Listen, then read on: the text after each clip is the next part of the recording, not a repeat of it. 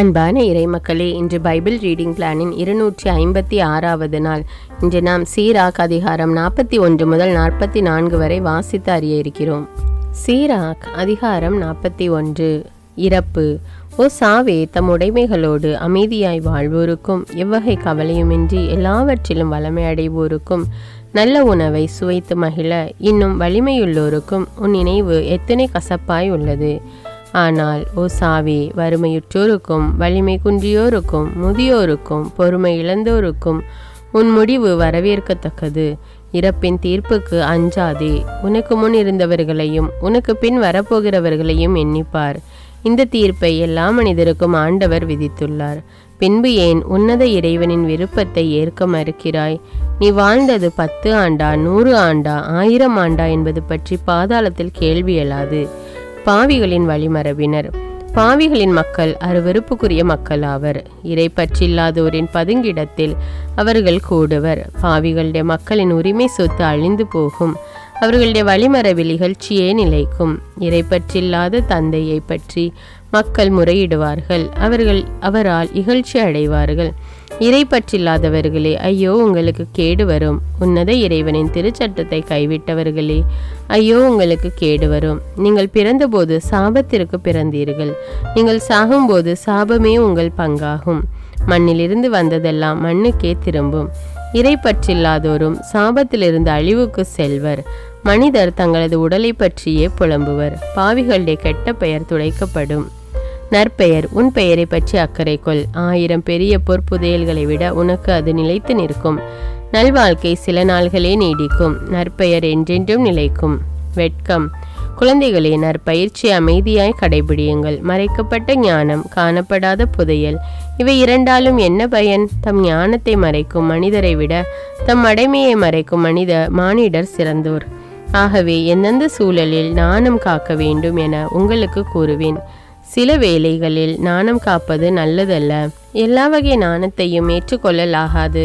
உங்கள் தாய் தந்தையர் முன்னிலையில் கெட்ட நடத்தை பற்றி நாணம் கொள்ளுங்கள். ஆட்சியாளர் முன்னும் வலியோர் முன்னும் பொய்யை பற்றி வெட்கப்படுங்கள். நடுவர் முன்னும் ஆளுநர் முன்னும் குற்றத்தை பற்றியும், தொழுகை கூடத்திலும் மக்கள் முன்னும் சட்டமீறல் பற்றியும், தோழர் முன்னும் நண்பர் முன்னும் அநீதி பற்றியும், நீங்கள் வாழ்கின்ற இடத்தில் திருட்டை பற்றியும், ஆணையையும் உடன்படிக்கையையும் முறித்தல் பற்றியும், உணவு மேசை மீது உன் முழங்கைகளை வைப்பது பற்றியும், கொடுக்கும் போதும் வாங்கும் போதும் மதியாமை பற்றியும், வணக்கம் செலுத்துவோர் முன் அமைதி காத்தல் பற்றியும், விலை மாதரை நோக்குவது பற்றியும், உறவினரின் விண்ணப்பத்தை புறக்கணிப்பது பற்றியும், அடுத்தவரின் பங்கையும் பரிசையும் பறித்து கொள்வது பற்றியும், மனமான பெண்ணை உற்று நோக்குவது பற்றியும், ஒருவருடைய பணிப்பெண்ணோடு தகாத பழக்கம் வைத்து கொள்வது பற்றியும், அவளுடைய படுக்கையை நெருங்காதே, நண்பர்களை திட்டுவது பற்றியும், அவர்களுக்கு அன்பளிப்பு வழங்கிய பின் அவர்களை இகழாதே, நீங்கள் கேள்வியுற்றதை திருப்பி சொல்வது பற்றியும், இரகசியங்களை வெளிப்படுத்துவது பற்றியும் வெட்கப்படுங்கள். அப்போது நீங்கள் உண்மையான நாணம் கொள்வீர்கள். எல்லா மனிதரின் பரிவும் உங்களுக்கு கிடைக்கும். சீராக் அதிகாரம் 42. பின்வருபவற்றை பற்றி நாணம் கொள்ளாதே. மனிதருக்கு மட்டுமீறிய மதிப்பு அளிப்பதால் பாவம் செய்யாதே. உன்னத இறைவனின் திருச்சட்டம் பற்றியும், உடன்படிக்கை பற்றியும், இறை பற்றில்லாதோரை விடுவிக்கும் தீர்ப்பு பற்றியும், நண்பர்களோடும் வழிபோக்கரோடும் உரையாடுவது பற்றியும், தோழர்களின் உரிமை சொத்திலிருந்து கொடுப்பது பற்றியும், சரியான துலாக்கோலையும் எடைகளையும் பயன்படுத்துவது பற்றியும், மிகுதியாகவோ குறைவாகவோ பொருள் ஈட்டுவது பற்றியும், வாணிபத்தில் வரும் ஆதாயம் பற்றியும், பிள்ளைகளை நன்கு பயிற்றுவது பற்றியும், கெட்ட அடிமையை குருதி சிந்த அடிப்பது பற்றியும் நாணம் கொள்ளாதே. கெட்ட மனைவியை காவலில் வைத்திருப்பது நல்லது. பலர் இருக்கும் இடத்தில் பொருள்களை பூட்டிவை. எதை கொடுத்தாலும் கணக்கிட்டு நிறுத்து கொடு. கொடுக்கல் வாங்கல் எல்லாவற்றையும் குறித்துவை. அறிவிலிகளையும் மூடர்களையும் கூடா ஒழுக்கத்தில் ஈடுபட்டு குற்றம் புரியும் முதியோரையும் கண்டித்து திருத்துவது பற்றி நாணம் கொள்ளாதே. அப்போது நீ உண்மையிலேயே நற்பயிற்சி பெற்றவனாயிருப்பாய். வாழ்வோர் அனைவருக்கும் ஏற்புடையவன் ஆவாய். மகளை பற்றிய தந்தையின் கவலை. தந்தை தம் மகளுக்கும் தெரியாமல் அவளை பற்றி விழிப்பாய் இருக்கிறார். அவளை பற்றிய கவலை அவரது உறக்கத்தை விரட்டி அடிக்கிறது. இளமையிலே அவளுக்கு திருமணம் ஆகாமல் போய்விடுமோ எனவும், திருமணமான பின் அவள் வெறுக்கப்படுவாளோ எனவும் அவர் கவலைப்படுகிறார். கன்னி பருவத்திலேயே அவள் கெட்டு போகாதபடியும் தம் வீட்டிலேயே கருவுற்றவள் ஆகாதபடியும் கணவருடன் இருக்கும்போது நெறி தவறாதபடியும் திருமணமான பெண் மலடி ஆகாதபடியும் அவர் கவலையாயிருக்கிறார். அடக்கமற்ற மகள் மேல் கண்ணும் கருத்துமாயிரு, இல்லையேல் பகைவரின் நகைப்புக்கும் நகரின் ஏச்சுக்கும் மக்களின் பேச்சுக்கும் அவள் உன்னை ஆளாக்குவாள். நகர் மன்றத்தில் உன்னை வெட்கத்திற்கு உட்படுத்துவாள். பெண்கள், அழகுக்காக எந்த மனிதரையும் நோக்காதே, பெண்களின் நடுவில் அமராதே. ஆடையிலிருந்து அந்து பூச்சி தோன்றுகிறது, பெண்ணிடமிருந்தே பெண்ணின் ஒழுக்கக்கேடு வருகிறது. பெண்ணே வெட்கத்தையும் இழிவையும் கொணர்கிறாள். இத்தகைய பெண் செய்யும் நன்மை விட ஆண் செய்யும் தீமை பரவாயில்லை. இயற்கையில் கடவுளின் மாட்சி. இப்போது ஆண்டவருடைய செயல்களை நினைவுபடுத்துவேன், நான் கண்டவற்றை எடுத்துரைப்பேன். ஆண்டவருடைய சொல்லால் அவருடைய செயல்கள் உண்டாகின்றன. ஒளிரும் கதிரவன் அனைத்தையும் காண்கின்றான். ஆண்டவருடைய செயல் அவருடைய மாட்சியால் நிறைந்துள்ளது. அனைத்தையும் தமது மாட்சியில் நிலைநிறுத்திய எல்லாம் வல்ல ஆண்டவர் தம் வியத்தகு செயல்கள் எல்லாவற்றையும் எடுத்துரைக்கும்படி தம் தூயவர்களுக்கும் அதிகாரம் கொடுக்கவில்லை. படுகுழியையும் மனித உள்ளத்தையும் அவர் ஊடுருவி நோக்குகிறார். மனிதர்களுடைய சூழ்ச்சி நிறை எண்ணங்களை ஆராய்கிறார். அறியக்கூடியவற்றை எல்லாம் உன்னத இறைவன் அறிவார். காலத்தின் குறிகளை உற்று நோக்குகிறார்.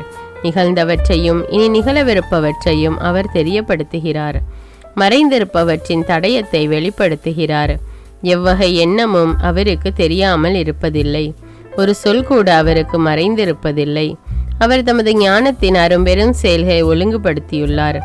அவரே என்றென்றும் இருக்கின்றவர். யாதொன்றும் கூட்டப்படுவதில்லை, குறைக்கப்படுவதும் இல்லை. எவருடைய அறிவுரையும் அவருக்கு தேவையில்லை. அவருடைய செயல்கள் அனைத்தும் எத்தனை விரும்பத்தக்கவை, பார்ப்பதற்கு எத்தனை பளபளப்பானவை. இவையெல்லாம் உயிரோடு இருக்கின்றன, எல்லா தேவைகளுக்காகவும் என்றும் நிலைத்திருக்கின்றன. எல்லாம் அடிபணிகின்றன, எல்லாம் இரட்டையாய் உள்ளன, ஒன்று மற்றொன்றுக்கு எதிராய் இருக்கிறது. யாதொன்றையும் அவர் குறைபட செய்யவில்லை. ஒன்று மற்றொன்றின் நன்மையை நிறைவு செய்கிறது. அவருடைய மாட்சியை நிறைவாக காண்பவர் எவர்? சீராக் அதிகாரம் 43. கதிரவன். உயர் வானத்தின் சிறப்பு தெளிந்த வான்வெளியே, வானகத்தின் தோற்றம் அதன் மாட்சியின் காட்சியே. கதிரவன் தோன்றி எழும்போதே அறிவிக்கிறது. உன்னத இறைவனின் கைவேலையாகி அது எத்துணை வியப்புக்கு உரியது. அது நண்பகலில் நிலத்தை சுட்டெரிக்கிறது. அதனுடைய கடும் வெப்பத்தை தாங்கக்கூடியவர் எவர்? சூளையை கவனிப்போர் கடும் வெப்பத்தில் வேலை செய்கின்றனர். கதிரவன் அதைவிட மும்மடங்காய் மலையை எரிக்கிறது. நெருப்பு கதிர்களை வீசுகிறது. தன்னுடைய ஒளிர் கதிர்களால் கண்களை குருடாக்குகிறது. அதனை படைத்தவர் மாபெரும் ஆண்டவர். அவருடைய கட்டளையால் அது தன் வழியே விரைந்து செல்கிறது. நிலவு எப்போதும் குறித்த காலத்தில் நேரத்தையும் காலத்தின் குறியையும் காட்டுகிறது. நிலவை கொண்டே திருநாள்கள் குறிக்கப்படுகின்றன. அது வளர்ந்து முழுமையடைந்த பின் தேய்கிறது. அதனை கொண்டே மாதங்கள் பெயரிடப்படுகின்றன. அது வளர்மதியாக மாறும் வகை எத்துணை வியப்புக்கு உரியது. வான்படைகளுக்கு அடையாள ஒளியாக நின்று வான்வெளியில் அது மிளிர்கின்றது.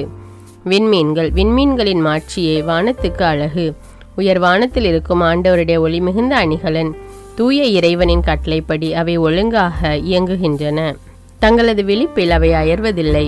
வானவில்லை பார், அதை உண்டாக்கினவரை போற்று. அது ஒளிரும்போது எழில் மிகுந்ததாயிருக்கின்றது. தனது மாட்சி மிகுந்த வெள்ளால் வானத்தை அது சுற்றி வளைக்கிறது. உன்னத இறைவனின் கைகளை அதை விரித்து வைத்தன. இயற்கையின் விந்தைகள்.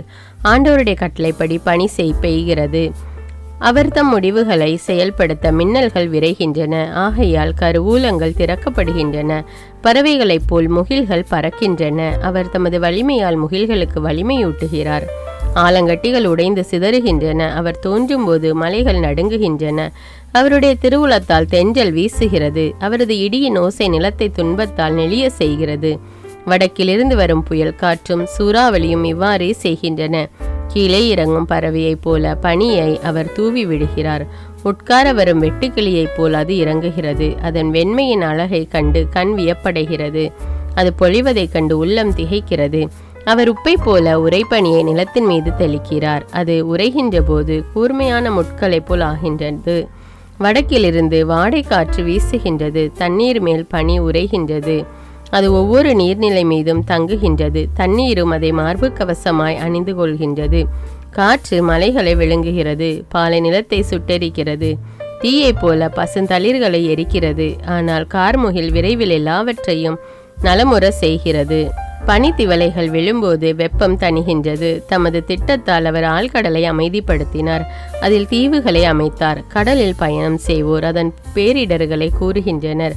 நாம் காதால் கேட்டு வியப்படைகிறோம். அங்கே விந்தையான வியப்புக்குரிய படைப்புகள் உள்ளன. எல்லா வகை உயிரினங்களும் கடலில் வாழும் மிகப்பெரிய விலங்குகளும் உள்ளன. அவரால் அவருடைய தூதர் வெற்றி காண்பர். அவருடைய சொல் அனைத்தையும் ஒருங்கிணைக்கும். நான் இன்னும் பல சொல்லலாம், ஆயினும் முழுமையாய் சொல்ல முடியாது. சுருங்க கூறின் அனைத்தும் அவரே.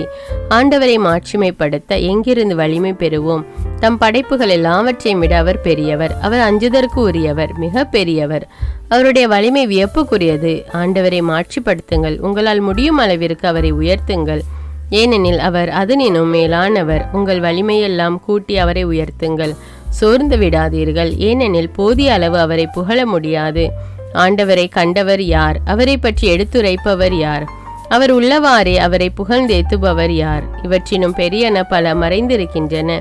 அவருடைய படைப்புகளில் சிலவற்றையே நாம் கண்டுள்ளோம்.